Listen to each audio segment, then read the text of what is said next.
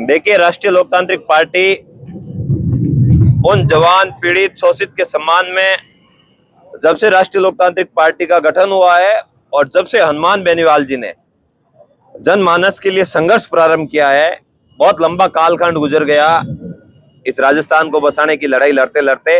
अब ये लड़ाई निर्णायक मोड में है, जब राजस्थान में नीट के महत्वपूर्ण पेपर चोरी हो रहे हैं, ओएमआर सीट का घोटाला हो रहा है और पिछले 2.5 साल में एक भी वैकेंसी युवाओं के लिए नहीं निकाली, जो निकाल ली तो उसमें पेपर आउट हो गया और साधु संत तकलीफ में है। बैराना धाम में देखा आप, साधु संत बड़ी संख्या में अपने धाम को बसाने के लिए, सांस्कृतिक विरासत को बसाने के लिए सड़क पे बैठे। आपने देखा पिछले दिनों में विश्व समाज के साधु संतों ने कितने दिन तक आमरण अनशन किया और कई लोग उसकी ठेकेदारी करके लोगों को ठगने का काम किया। खेजड़ी के लिए अभी तक कानून नहीं बना। तमाम राजस्थान के जल जीवन मिशन का घोटाला, जिसमें कहा गया था कि हम राजस्थान के हर घर तक जल पहुंचा देंगे, लेकिन पिछले दिनों जोधपुर में जो स्थिति बनी थी उससे स्पष्ट प्रतीत होता है कि जल जीवन मिशन के तहत बहुत बड़ा घोटाला हुआ और उस समय जल मंत्री भी पूरे हिंदुस्तान के हमारे यहाँ के सांसद आदरणीय गजेंद्र सिंह जी शेखावत साहब थे। इसकी पूर्ण रूप से जांच होनी चाहिए।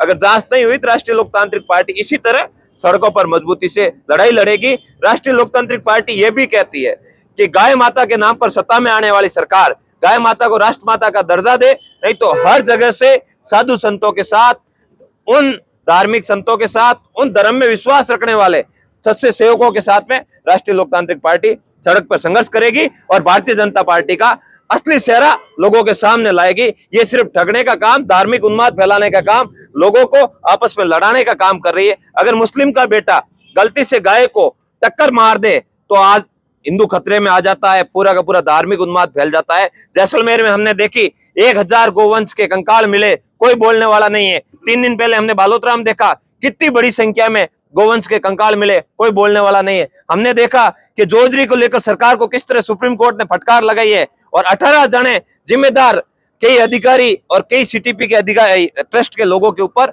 एफआईआर दर्ज हुई है और सुप्रीम कोर्ट ने बहुत बड़ा फैसला सुनाया है, जिसको लेकर पूरे जैसलमेर में हाहाकार मचा हुआ है और कई लोग बस्ते के चक्कर में किसी के शरण में जा रहे हैं, मंत्री जी कहां भाग रहे हैं। बहुत बुरे हाल होंगे और ये जोजरी की लड़ाई भी जो हनुमान बेनीवाल जी ने छेड़ी थी, उस लड़ाई को भी जीतेंगे। लेकिन कह रहे हैं कि आरएलपी जितने भी विरोध प्रदर्शन करती है, धरने वाहवाही लूटने के लिए करती है, तो मंत्री जी रिपोर्ट कार्ड मांग रहे हैं, क्या कहेंगे? मंत्री जी रिपोर्ट कार्ड अपने काम का दे दे। अगर 2.5 साल में काम किया होता तो हमें सड़क पे थोड़ी आना पड़ता, हम लोगों के पास मुद्दा ही नहीं बचता। आरएलपी वालों को राज मिटाओ और फिर हमारे से कार्ड मांगो, हम दे देंगे। बता देंगे।